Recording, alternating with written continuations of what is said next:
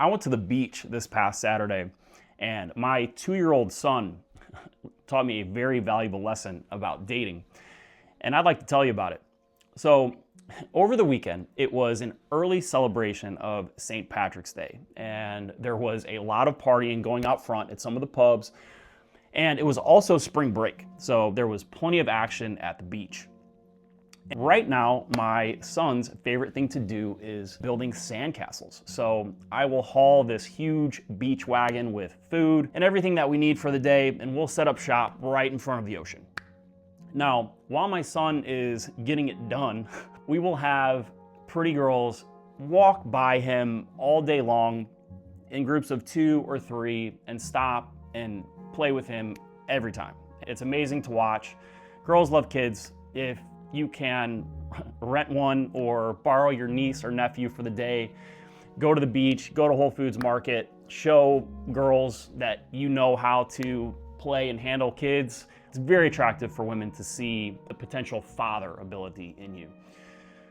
So imagine this. This is what I really thought of as soon as I saw this. Imagine that my 2-year-old son had been watching YouTube videos all week before he went to the beach.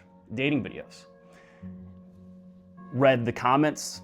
I know you've all been there. I know you all see what people say about dating and how hard dating is in 2026 and how hard it can be. How would my son's reaction to these girls have been had he read and projected the negativity onto them? Would he have been looking at the girls coming up and seeing if they were smiling and making eye contact? Of course not. He would have thought the girls were going to be a different way, and because of that, he would have acted as such, and his belief would have become his reality.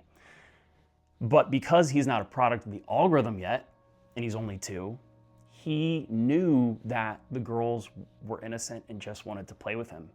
He looked up, he sees the sign, he sees the smile. Yeah, you wanna play? They come up, they play, no strings attached, everyone's in the moment, and then they leave and move on. What if he would have thought, oh, like, I'm gonna marry this girl someday and they're gonna take half my toys? Or there's another kid down the beach that might be a little taller than me or speak better than me or have more and better toys than me. Why should I spend the time? Does this sound so ridiculous when you put it in the terms of a little child? Are we a product of the algorithm? Does the algorithm sabotage your dating life before you even start your dating life?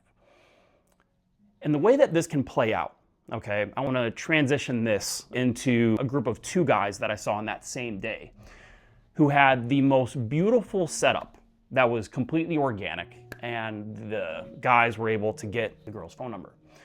And it was the same thing, the same way that my son was able to talk to these girls. Okay, so you had 2 guys, all right? And what they would do is they'd go out into the ocean and they'd skip this ball just back and forth. They did this a number of times. They would come back up and they would sit in their spot, and each time they would gauge this group of 6 girls that was sitting next to them, their level of interest. Whether they were doing this on purpose or not is anyone's guess, but they were having fun and they were talking to them. After a number of times, they became very comfortable with one another, and the guys asked the girls to go out and play ball with them. So this happened for, roughly 15, 20 minutes. Everyone's having fun. No one's trying to date. No one's trying to pick anyone up. This is just the natural occurrence of people in the zone having fun, not trying and not feeling the pressure to get someone's phone number. So after this happened for about 2 hours, the day is getting ready to end. The guys are getting ready to leave, and before they leave, when they're walking up to the blanket for the very last time of the day, the guy's like, hey, this was amazing. Could I get your number? I don't know if that's exactly what they said, but I saw them exchange phone numbers afterwards.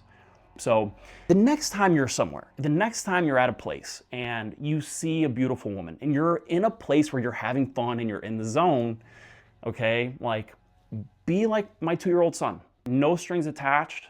Don't think that they're thinking something that they're not, and don't let it get in your way.